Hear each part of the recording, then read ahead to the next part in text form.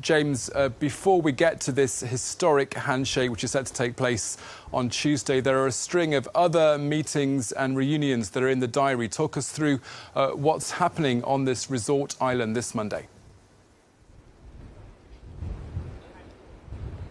Yeah, well, indeed, Kim Jong-un arrived yesterday on a plane directly from North Korea. He was greeted here by Prime Minister Lee. Both men had a bilateral meeting. Now, we've been able to see some pictures of that. And then this morning, indeed, it's Donald Trump who arrived on board Air Force One, landed in a military base here. And he is also due to meet the Prime Minister of Singapore today for bilateral talks. The summit itself will be taking place tomorrow morning at 9 o'clock on the island of Sentosa, with both men arriving around 8. Now, there's already a security check system at the entrance of that island. There's one bridge that leads to that island where there is a high luxury resort where the talks are due to be taking place. We've been told that indeed there's been a lot of traffic congestion already. Kim Jong-un is said to be staying at the St. Regis Hotel. Donald Trump at the Shangri-La Hotel here in Singapore, and both men will be indeed moving tomorrow to attend this bilateral talk. Now, James, just on that point, details are, of course, slowly trickling in on what the shape and the form of what this first historic meeting will look like and take. What are both sides looking to achieve? Well, basically, the American administration would like to see a complete denuclearization of North Korea, something which the administration is hoping is going to be swift, verifiable, but it does appear that's going to be very, very difficult to achieve. The American experts consider that it could take anything between 8 and 15 years to denuclearize North Korea. As far as the North Korean side, well, what they want is basically the guarantee that there will be no US aggression against North Korea.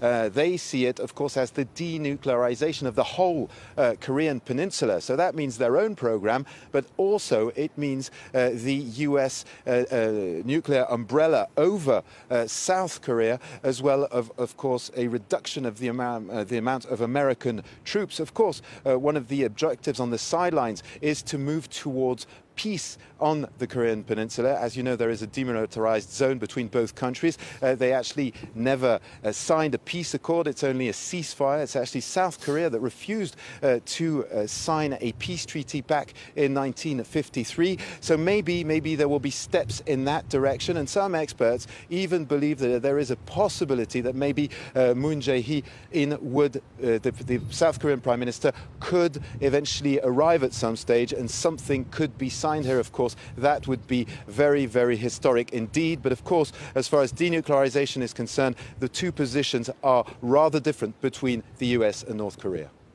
Now, James, you, of course, have been one of the rare Western journalists who have been granted access to go and film inside North Korea in the past. Given those experiences that you've had there, how easy will it be for the US to negotiate this kind of peace with what is effectively one of the world's most shut-off and secretive states?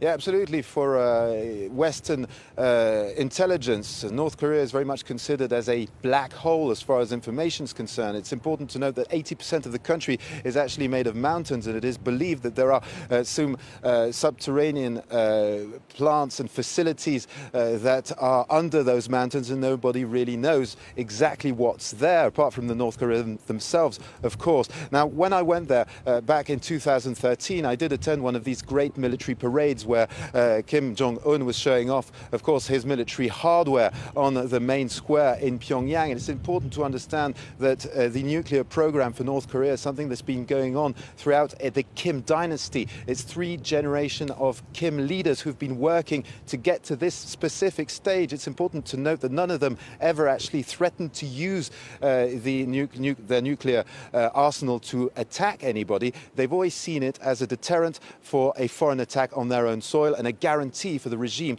to carry on. Now, right now what's happening is that this is the final stage of this program, the moment where indeed Kim Jong-un gets to meet the US president and negotiate some sort of pact of non-aggression. And the big question mark is, will he find that he gets enough guarantees during these talks to actually move towards denuclearization? One thing which is important to note is that over the past few weeks he has changed 3 of his top generals in the army, and that is a sign that he is willing to make moves.